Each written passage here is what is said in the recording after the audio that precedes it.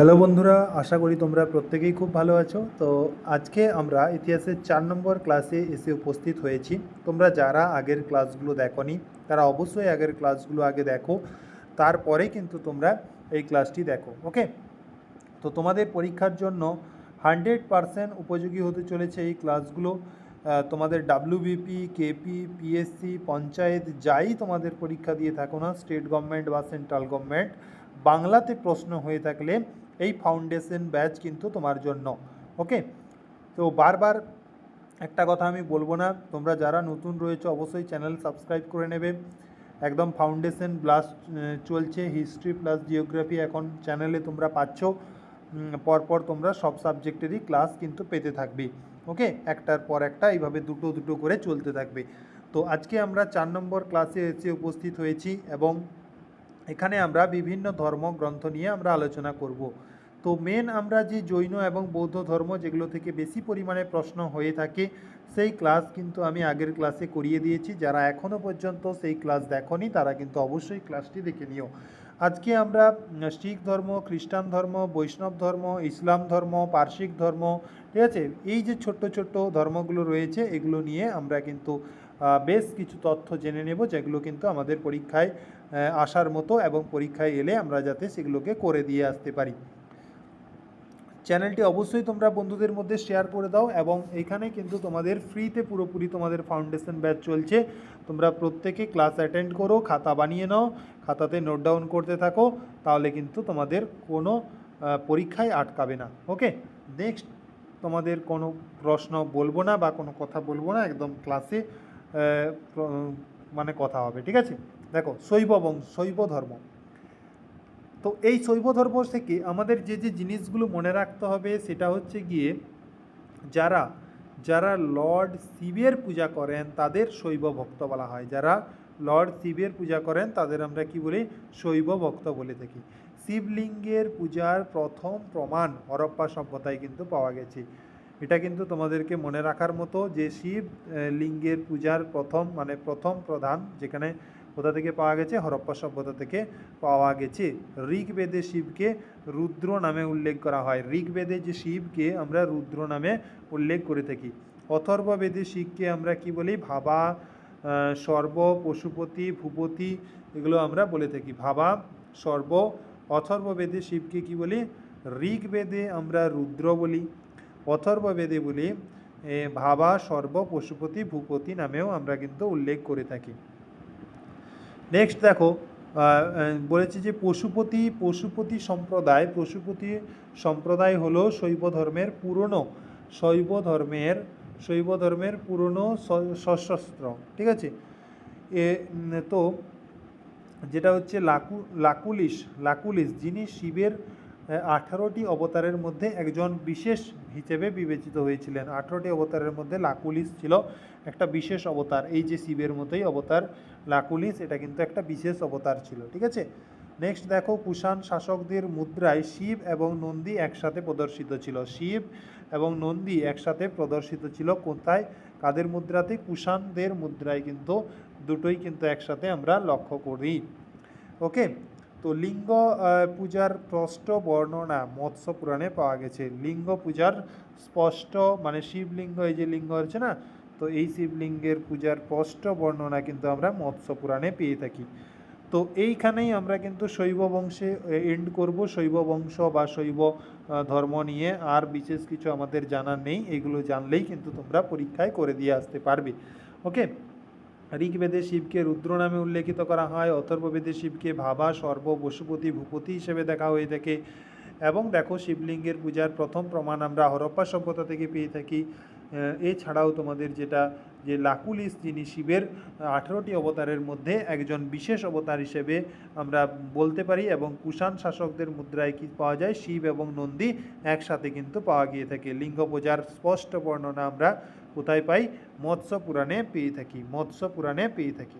ওকে, এখান থেকে তোমরা এই কয়েকটা তোমরা মনে রাখবে, তাহলেই কিন্তু তোমরা পরীক্ষায় করে দিয়ে আসতে পারবে। নেক্সট দেখো, আমাদের খ্রিস্টান ধর্ম থেকে আমাদের যে যে জিনিসগুলো মনে রাখতে হবে বা মাথায় রাখতে হবে সেগুলো দেখো। খ্রিস্টান ধর্ম, প্রথমত যেটা বলি যে প্রথম কি না, খ্রিস্টান ধর্মের প্রতিষ্ঠাতাকে যীশু খ্রিস্ট, তাকে সাধারণভাবে যিশুও নামে আমরা বলে থাকি। তো খ্রিস্টান ধর্মের প্রধান ধর্মীয় গ্রন্থ কি? প্রধান ধর্মীয় গ্রন্থ হচ্ছে গিয়ে বাইবেল। প্রধান ধর্মীয় গ্রন্থ কি? বাইবেল। যীশু খ্রিস্ট বতলেহেম নামে স্থানে জন্মগ্রহণ করেছিলেন, যা জেরুজালেমের কাছাকাছি অবস্থিত। যীশু খ্রিস্টের জন্মর দিনটি ক্রিসমাস হিসেবে আমরা কিন্তু বলে থাকি। যীশু খ্রিস্টের যে জন্মের যে দিনটি, সেই দিনটি আমরা কি বলে থাকি? সেই দিনটিকে আমরা ক্রিসমাস হিসেবে বলে থাকি। ঠিক আছে, ক্রিসমাস। তিনি প্রথম 30 বছর জীবনে একজন কাঠের কাজের শ্রমিক হিসেবে কাজ করেছিলেন। কাঠের কাজের শ্রমিক হিসেবে তিনি কাজ করেছিলেন। তার দুটি প্রধান শিষ্য ছিল কি? আন্দ্রু এবং পিটার। তার দুটি প্রধান শিষ্য ছিল আন্দ্রু এবং পিটার। ওকে, যীশু খ্রিস্টকে রোমান শাসক পেন্টিয়াস পাইলট দ্বারা ক্রুশে চড়ানো হয়েছিল। ঠিক আছে, পেন্টিয়াস পাইলট দ্বারা ক্রুশে চড়ানো হয়েছিল। খ্রিস্টান ধর্মের প্রধান প্রতীক চিহ্ন কিন্তু এই ক্রুশ চিহ্ন।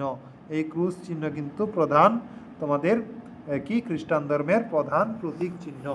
খ্রিস্টান ধর্মে এই কয়েকটা মনে রাখলেই তোমরা কিন্তু খ্রিস্টান ধর্ম পুরোপুরি করে দিয়ে আসতে পারবে। খ্রিস্টান ধর্ম থেকে প্রশ্ন আসলে এর বাইরে কিন্তু প্রশ্ন আসে না। তাহলে খ্রিস্টান ধর্মে আমি কি বললাম যে কি না, খ্রিস্টান ধর্মের প্রতিষ্ঠাতাকে যীশু খ্রিস্ট, যাকে সাধারণত আমরা যিশু বলে থাকি। খ্রিস্টান ধর্মের প্রধান ধর্মীয় গ্রন্থ কি? বাইবেল। যীশু খ্রিস্ট যেটি বতলেহেমের নামে স্থানে জন্মগ্রহণ করেছিলেন এবং জেরুজালেমের কাছাকাছি এই অবস্থান যেটার। আর মানে এই যে যীশু খ্রিস্ট, তার জন্মদিন ক্রিসমাস হিসেবে বিবেচিত হয়। তিনি 30 বছর জীবনে একজন কাঠের কাজের শ্রমিক হিসেবে কাজ করেছিলেন। তার দুইজন শিষ্য ছিল, যার নাম ছিল আন্দ্রু আর একটা হচ্ছে পিটার। এবং যীশু খ্রিস্টকে রোমান শাসক পেন্টিলাস পাইলট দ্বারা ক্রুশে চড়ানো হয়েছিল। এবং প্রধান প্রতীক চিহ্ন হিসেবে আমরা যেটা দেখতে পাই সেটা হচ্ছে কি?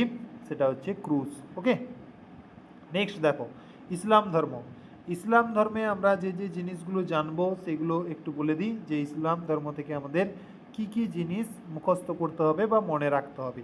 ইসলাম ধর্মের প্রতিষ্ঠাতাকে?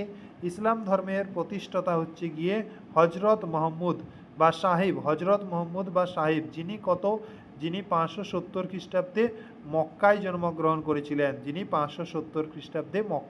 জন্মগ্রহণ করেছিলেন। তার পিতার নাম ছিল কি? আব্দুল্লাহ এবং মাতার নাম ছিল কি? আমিনা। তার পিতার নাম ছিল আব্দুল্লাহ এবং মাতার নাম ছিল আমিনা। হজরত মোহাম্মদ 610 খ্রিস্টাব্দে কিন্তু মক্কায় হীরা গুহায় প্রজ্ঞা লাভ করেছিলেন। হজরত মোহাম্মদ 630, এটা ভুল আছে আমাদের, 630 হবে না, হজরত মোহাম্মদ 610 হবে। ঠিক আছে, 610 খ্রিস্টাব্দে মক্কায় কি করেন? হীরা গুহায় প্রবেশ বা প্রজ্ঞা লাভ করেন। ওকে, প্রজ্ঞা লাভ করেছিলেন। তোমাদের এইগুলো কিন্তু মনে রাখতে হবে। নেক্সট আমাদের দেখো, ইসলাম ধর্ম থেকে আর যে জিনিসগুলো আমাদেরকে মনে রাখতে হবে সেটা হচ্ছে গিয়ে যে মক্কা থেকে মাদিনায় হজরত মোহাম্মদ এর সফর 622 খ্রিস্টাব্দে, যা ইসলাম ধর্মে হিজরি সাল নামে পরিচিত। হজরত মোহাম্মদ 25 বছর বয়সে একজন বিধবা খাদিজাকে বিয়ে করেছিলেন। হজরত মোহাম্মদের কন্যার নাম ছিল ফাতিমা, তার জামাইয়ের নাম ছিল কি? হজরত আলী। ইসলাম ধর্মের প্রধান ধর্মীয় গ্রন্থ কি? কুরআন। ইসলাম ধর্মের প্রধান ধর্মীয় গ্রন্থ হচ্ছে কুরআন। হজরত মোহাম্মদ 632 খ্রিস্টাব্দে মৃত্যুবরণ করেছিলেন। তাকে কি? মাদিনায় সমাধি দেওয়া হয়েছিল। হজরত মোহাম্মদের মৃত্যুর পরে ইসলাম ধর্ম দুটি অংশে বিভক্ত হয়। একটা হচ্ছে শিয়া আর একটা হচ্ছে সুন্নি। শিয়া মুসলিমরা হজরত মোহাম্মদের জামাই এবং কন্যার স্বামী হজরত আলীর শিক্ষায় বিশ্বাসী ছিলেন। সুন্নি মুসলিমরা হজরত মোহাম্মদের ভাষণ এবং কাজগুলির ওপরে বিশ্বাস ছিল। ঠিক আছে, কাজগুলির ওপর বিশ্বাস ছিল। হজরত আলী 661 খ্রিস্টাব্দে নিহত হয়েছিলেন এবং তার পুত্র হুসেইন, যিনি 680 খ্রিস্টাব্দে ইরাকের কারবালা যুদ্ধে নিহত হয়েছিলেন। হজরত মোহাম্মদের উত্তরসূরিদের কি বলা হয়? খলিফা বলা হয়ে থাকে। খলিফার পদ ইসলামিক বিশ্বে 1924 খ্রিস্টাব্দ পর্যন্ত ছিল, কারণ ওই বছর তুর্কি শাসক মুস্তাফা কালাম পাশা খলিফাদের পদ বাতিল হয়েছিল। এর বাইরে ইসলাম ধর্ম সম্পর্কে তোমাদের কিন্তু আর পড়তে হবে না। ঠিক আছে, নেক্সট দেখো তোমাদের যেটা পার্সি ধর্ম।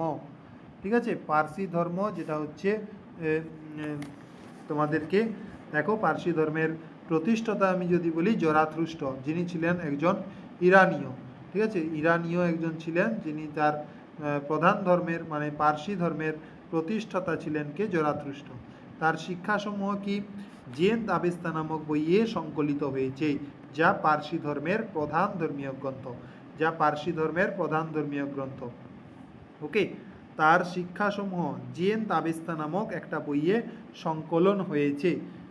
জেন তাবেস্তা নামক একটা বইতে সংকলন হয়েছে, যা পার্সি ধর্মের প্রধান ধর্মীয় একটা গ্রন্থ। পার্সি ধর্মের প্রধান উৎসব কি? প্রধান উৎসব হলো নওরোজ উৎসব, নতুন বছর উৎসব, যা নওরোজ নামে পরিচিত। তারপরে দেখো জোরাথ্রিস্ট্রিয়াম, তিনি কি একশ্বরবাদী ধর্মী ছিলেন এবং এর নাম অনুসারে একমাত্র ঈশ্বর আহুরা মর্যাদাতে বিশ্বাস করতেন। এটা মর্যাদা, ঠিক আছে, মর্যাদাতে বিশ্বাস করেন। ঠিক আছে, দেখো এখানে পার্সি ধর্মের মূল শিক্ষা যদি আমি বলি তাহলে কি হবে? সৎ বাক্য, সৎ চিন্তা, সৎ কাজ, সৎ ন্যায়, এগুলো কিন্তু তোমাদের মূল শিক্ষা হয়ে যাবে। ঠিক আছে, নেক্সট দেখো আমরা শিখ ধর্ম নিয়ে জানবো, এবং শিখ ধর্ম বেশ কিছুটা বড় রয়েছে। তোমাদের শিখ ধর্ম থেকে তোমাদের কিন্তু প্রশ্ন কিন্তু ভালো মতন হয়ে থাকে, তাই শিখ ধর্মটাকে আমরা একটু ইন ডিটেলস জানবো। ঠিক আছে, তারপরে দুজন ব্যক্তি সম্পর্কে জানবো, দেন আমরা বৈষ্ণব ধর্ম সম্পর্কে কিন্তু জানবো এবং আজকের ক্লাস তোমাদের কিন্তু শেষ করব। পরের ক্লাসে আমরা মগধ রাজ্য সম্পর্কে কিন্তু পুরো আলোচনা করব, যেটা হচ্ছিল প্রথম রাজবংশ। শিখ ধর্ম, তো শিখ ধর্মের প্রতিষ্ঠাতা গুরু নানক দেব, যিনি শিখদের প্রথম গুরু ছিলেন। গুরু নানক দেব মূলত সম্রাট বাবর এবং হুমায়ুনের সমসাময়িক ছিলেন। গুরু নানক দেব লঙ্গর সিস্টেম চালু করেন এবং বহু সংঘাত বা ধর্মশালা প্রতিষ্ঠা করেছিলেন। গুরু নানক দেব 1969 খ্রিস্টাব্দে তালুয়াদিতে অর্থাৎ নানকানা সাহিত্যে জন্মগ্রহণ করেছিলেন। গুরু নানক দেব 1539 খ্রিস্টাব্দে কারতারপুরে মৃত্যুবরণ করেছিলেন। ওকে, নেক্সট দেখো গুরু নানক দেব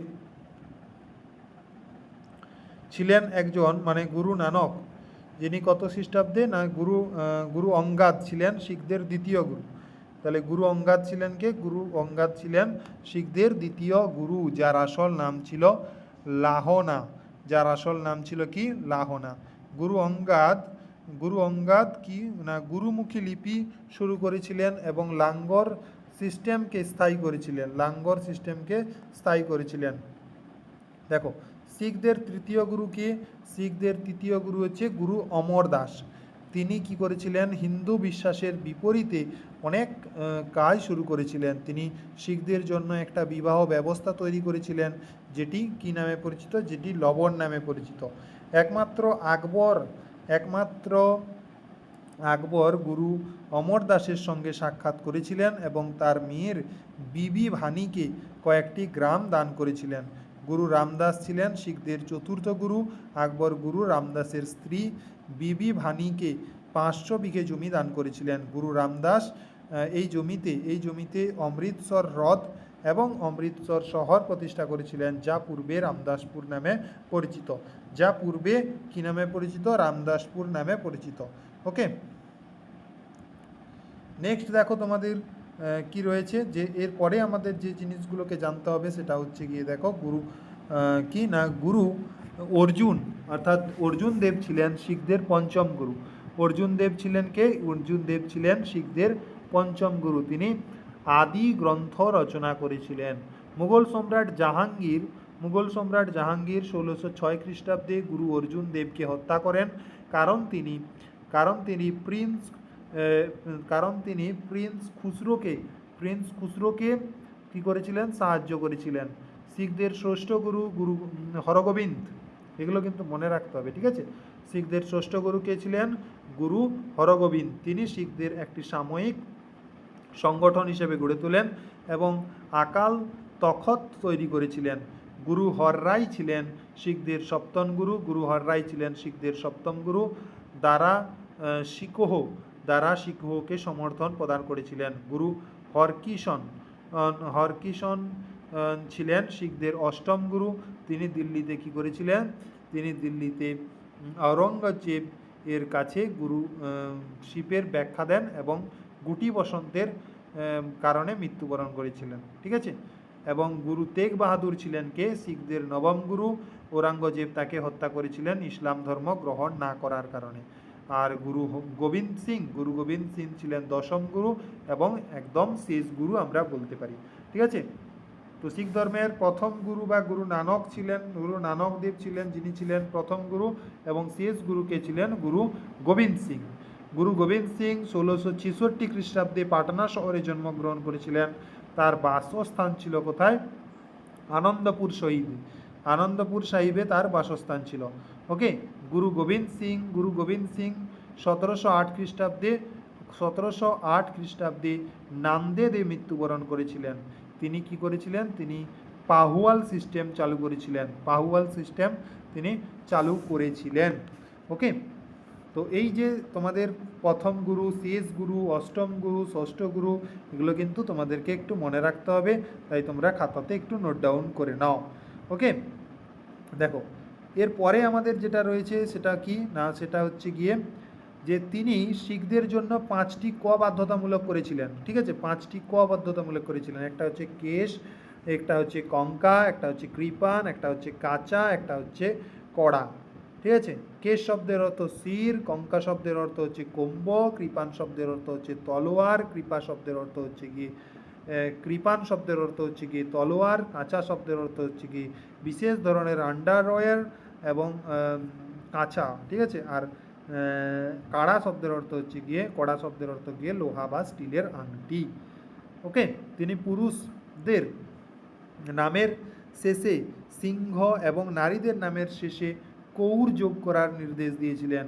পুরুষদের শেষে কি সিংহ এবং নারীদের শেষে কৌর তিনি যোগ করার নির্দেশ দিয়েছিলেন। 1699 খ্রিস্টাব্দে বৈশাখীতে খলসা পন্থা প্রতিষ্ঠা করেন। তার পুত্র ফয়েত সিং এবং জারওয়ার সিংকে ওয়াজির খান দেওয়ালের মধ্যে জীবন্ত পাথর চাপা দিয়ে তিনি হত্যা করেছিলেন। গুরু গোবিন্দ সিং আদি গ্রন্থকে বর্তমান স্থায়ী রূপে গঠন করেন এবং বলেন গুরু বাণী এখন শিখ ধর্মের গুরু হিসেবে কাজ করেন। তারপরে দেখো যে মুঘল সম্রাট জাহাঙ্গীর 1606 খ্রিস্টাব্দে কি করেছিলেন না, 1606 খ্রিস্টাব্দে গুরু অর্জুন দেবকে হত্যা করেন, কারণ তিনি প্রিন্স খুসরোকে সাহায্য করেছিলেন বলে। এটা আমরা আগেও জেনেছি, ঠিক আছে? ষষ্ঠ গুরু হরগোবিন্দ ছিলেন।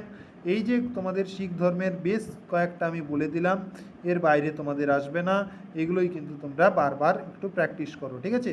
বান্দা বাহাদুর সম্পর্কে একটু আমরা জেনে নিই, কারণ এখান থেকেও তোমাদের কিন্তু প্রশ্ন আসে, তাই কিন্তু এইটা থেকেও তোমাদেরকে একটু জেনে নিতে হবে। বান্দা বাহাদুর, দেখো বান্দা বাহাদুর 1670 সালে পুঞ্চ জেলার রাজৌরি গ্রামে জন্মগ্রহণ করেছিলেন, যার শৈশব নাম ছিল কি লক্ষণদেব, যার শৈশব নাম ছিল লক্ষণদেব। ঠিক আছে, তার পিতার নাম কি ছিল? তার পিতার নাম ছিল রামদেব।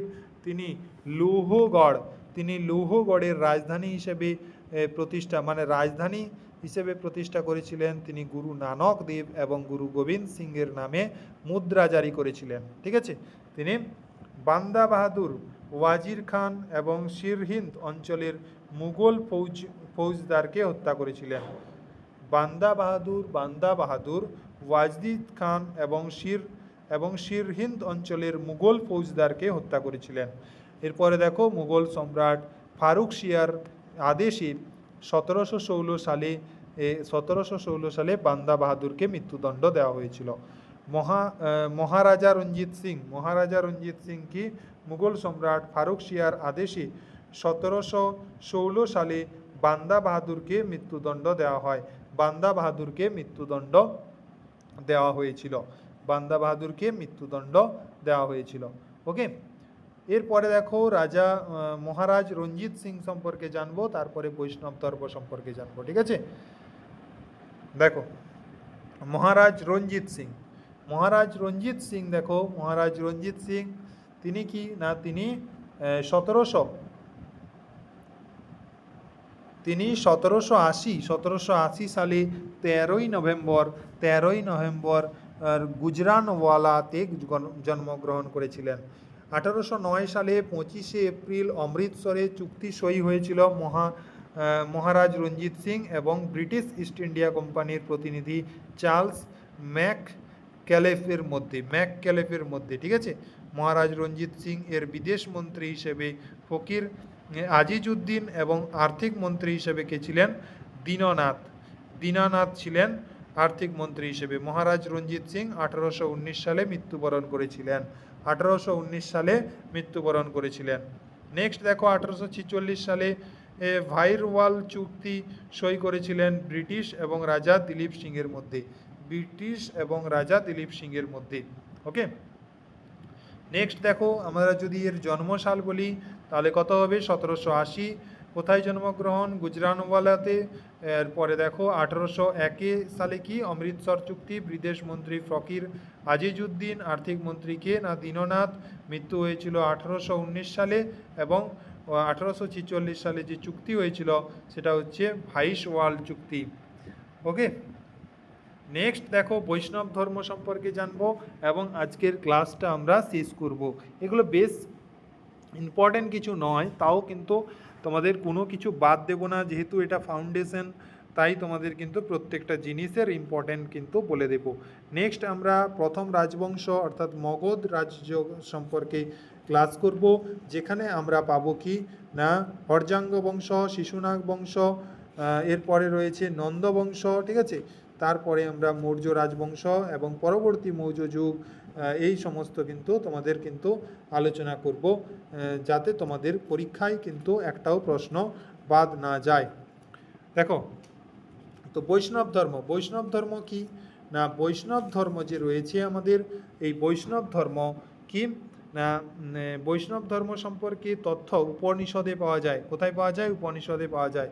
এটি কি না, এটি ভগবত ধর্ম থেকে বিকশিত হয়েছে। এটি কোথা থেকে বিকশিত হয়েছে? এটি বিকশিত হয়েছে না ভগবত ধর্ম থেকে বিকশিত হয়েছে। বৈষ্ণব ধর্মের প্রতিষ্ঠাতাকে? বৈষ্ণব ধর্মের প্রতিষ্ঠাতা হচ্ছে গিয়ে বাসুদেব কৃষ্ণ, যিনি কি ছিলেন? যিনি ছিলেন বৈষ্ণব বংশী যাদব গোত্র থেকে ছিলেন। তার বাসস্থান ছিল কি মাথুরা। শ্রীকৃষ্ণের প্রথম উল্লেখ্য চণ্ডজ্ঞ উপনিষদে পাওয়া যায়, যেখান থেকে দেবকীর পুত্র এবং অঙ্গিরাসের শিষ্য হিসেবে উল্লেখ করা হয়েছে। মৎস্য পুরাণে বিষ্ণুর 10 অবতারের কথা উল্লেখ রয়েছে। এখানে কিন্তু এটা কিন্তু তোমাদের মনে রাখতে হবে। ঠিক আছে, মৎস্য পুরাণে বিষ্ণুর 10 অবতারের কথা কিন্তু এখানে উল্লেখ আমরা পাই। দেখো, প্রধান মতামত এবং আচার্যগণ যিনি ছিলেন সেটা কিন্তু একটু মনে রাখো, যে কি না বিশিষ্টাদ্বৈত, কি না রামানুচার্য। ঠিক আছে, আর কি না বিশুদ্ধ আদ্বৈত, যেটা হচ্ছে বল্লভাচার্য। দ্বৈতবাদ, যেটা কি না মাধ্যাচার্য, এবং দৈত্যাদৈত্য যেটা কি নিম্বাকাচার্য। ওকে, তো এইগুলো তোমরা কিন্তু যদি মনে রাখতে পারো তাহলে কিন্তু আর বেশি তোমাদের পড়তে হবে না। নেক্সট আমরা ক্লাস কি করব, নেক্সট ক্লাসে আমরা যেটা আলোচনা করব, আজকে ক্লাস কি একটু ফাস্ট হয়েছে প্রত্যেকে কমেন্টে কিন্তু জানাবে, মনে হলো আজকে একটু তাড়াতাড়ি বলে দিলাম, ঠিক আছে। যদি বুঝতে না পারো তাহলে কিন্তু অবশ্যই সেকেন্ড বার ক্লাস দেখে নেবে। তো পরবর্তীতে আমরা পরের ক্লাসে মগধ রাজ্য নিয়ে আলোচনা করব। মগধ রাজ্যে হর্যাঙ্গ বংশ, শিশুনাগ বংশ, নন্দ বংশ, আলেকজান্ডার, মৌর্য রাজবংশ, মৌর্য পরবর্তী যুগ প্রত্যেকটা জিনিস নিয়ে আলোচনা কিন্তু আমরা করব। ওকে, তো আজকের মতো ক্লাসটি আমরা এখানেই শেষ করছি এবং পরবর্তী ক্লাসে তোমাদের কিন্তু আবারও তোমাদের খুব তাড়াতাড়ি দেখা হচ্ছে। তাই প্রত্যেকে কিন্তু চ্যানেলে নতুন হলে চ্যানেলকে সাবস্ক্রাইব করে নাও এবং এখানেই কিন্তু তোমাদেরকে অথেন্টিকভাবে পড়ানো হয়ে থাকে, একদম ফ্রিতে তোমাদের কিন্তু পড়ানো হয়ে থাকে। ফ্রি ক্লাস অবশ্যই জয়েন করো, তোমরা পরীক্ষায় কিন্তু অবশ্যই উপকৃত হবে। তাই বলবো তোমাদের প্রত্যেকে অবশ্যই একটা খাতা বানিয়ে নেবে এবং ইম্পর্টেন্টগুলো নোট ডাউন করে রাখবে। তো thank you for watching. Next ক্লাসে আবারও তোমাদের সঙ্গে দেখা হচ্ছে।